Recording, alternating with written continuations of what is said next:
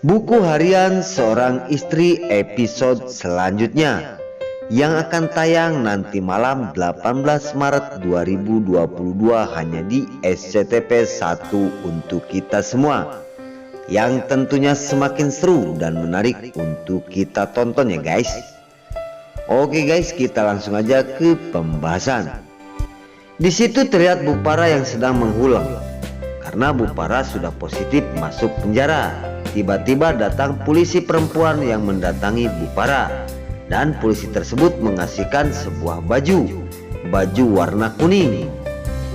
Dan polisi tersebut berkata, "Bu Para, tolong pakai baju ini," ungkap polisi tersebut. Di situ terasa terpukul hatinya dan sakit sekali Bu Para setelah dirinya memakai baju khusus untuk di penjara. Di sisi lain kesedihan Bu Para setelah mendekam di penjara, namun Bu Para telah berpikir bahwasanya tetap di dalam hatinya walaupun Nana dan Dewa akan membantu, tapi di dalam hatinya tetap Bu Para akan dendam juga kepada Nana. Singkat cerita, sedang menghulang di dalam penjara, tiba-tiba polisi perempuan datang. Polisi perempuan datang ke seluruh sel yang ada di kantor polisi agar kerja bakti. Polisi menyuruh untuk bersih-bersih di ruangan WC dan tempat mandi. Di sisi lain terkejut sekali Bu Para setelah mendengar polisi menyuruh membersihkan sebuah WC. Dan di situ Bu Para pun mau tidak mau, walaupun tidak biasa karena ini di penjara, Bu Para pun langsung membersihkan WC tersebut. Namun di sisi lain di situ tiba-tiba ada seseorang narapidana yang telah jahil kepada Bu Para, menyiramkan sebuah minyak di keramik tersebut. Di situ nyaris terjatuh ya Bu Para sedang berjalan terpleset. Nah di situ Bu Para marah sekali kepada orang tersebut dan terjadilah keributan antara Bu Para dengan narapidana yang sudah lama mendekam di penjara. Di situ Bu Para menarik rambutnya, namun sontak narapidana tersebut memukul Bu Para sampai kesakitan dan sampai nyengir Bu Para ditampar oleh orang yang ada di penjara itu. Oke guys, di adegan selanjutnya di situ terlihat Dewa dan Nana yang telah mendatangi istrinya pengacara, karena Dewa akan memohon dan meminta kepada istrinya pengacara tersebut agar mencabut tuntutannya. Namun di sisi lain, permohonan Dewa terhadap istrinya pengacara tidak digubris karena betapa sakitnya istrinya pengacara setelah melihat suaminya telah terbaring dan koma di rumah sakit.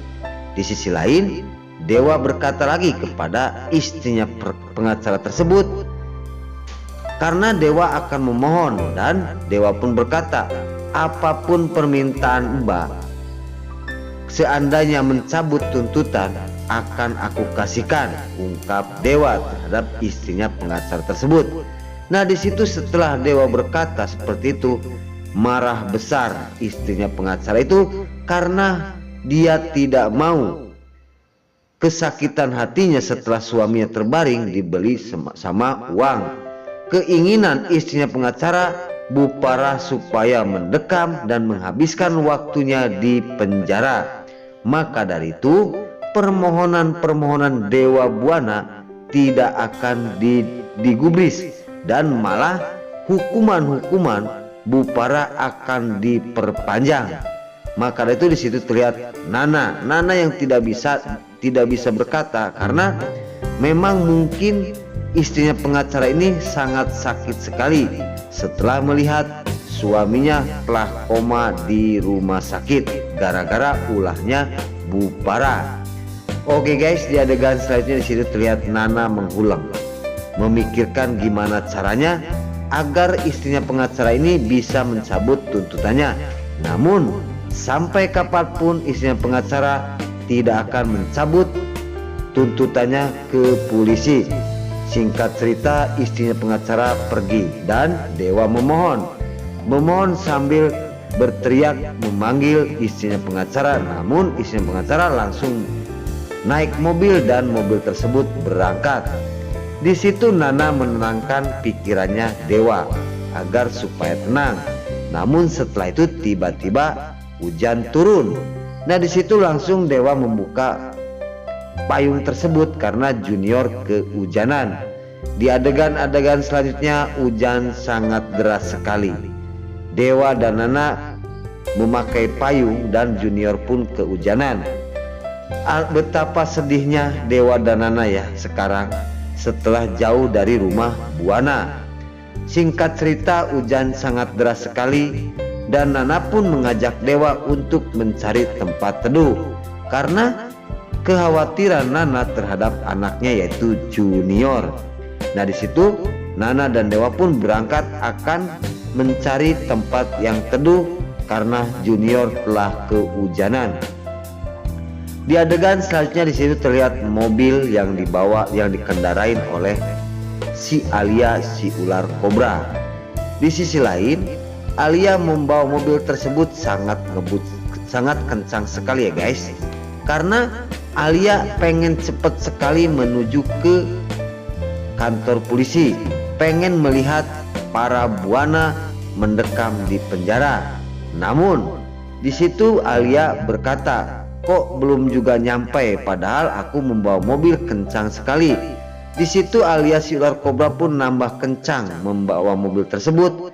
Namun tiba-tiba mobil tersebut oleng karena keadaan jalannya licin. Dan di situ sangat terkejut sekali Alia setelah mobil tersebut oleng. Namun tidak terrem lagi mobil Alia si ular kobra menabrak gardu listrik dan terjadilah listrik tersebut langsung roboh dan menimpa kantor polisi. Di adegan selanjutnya kabel sampai bubur-isatan. Tiba-tiba polisi melihat ada yang bunyi, ternyata tiang listrik roboh dan menimpa kantor polisi. Dan di situ polisi mengatakan kepada semua yang ada di penjara suruh keluar karena besi tersebut udah ada setrumnya. Di adegan selanjutnya di situ setelah polisi perempuan tersebut menyuruh Bupara untuk pindah ke depan, pikiran Bupara dia akan dibebaskan. Padahal tiang listrik roboh dan setrumnya masuk ke ruji-ruji besi yang ada di dalam kantor polisi tersebut. Di pikiran Bupara dia akan dibebaskan oleh Dewa Buana. Nah oke guys, sebelum lanjut Mimin sarankan bagi kalian yang baru menemukan channel ini, jangan lupa tekan tombol like, komen, dan subscribe-nya. Dan jangan lupa juga nyalakan lonceng notifikasinya agar kalian tidak terlewatkan di channel ini. Dan jangan lupa juga ya guys, tonton terus video ini sampai habis agar tidak ada kesalahpahaman di antara kita. Dan mari kita doakan para pemain buku harian selanjutnya agar selalu diberi kesehatan dan dimudahkan segala urusannya. Nah mungkin sampai di sini dulu Mimin pamit. Wassalamualaikum warahmatullahi wabarakatuh.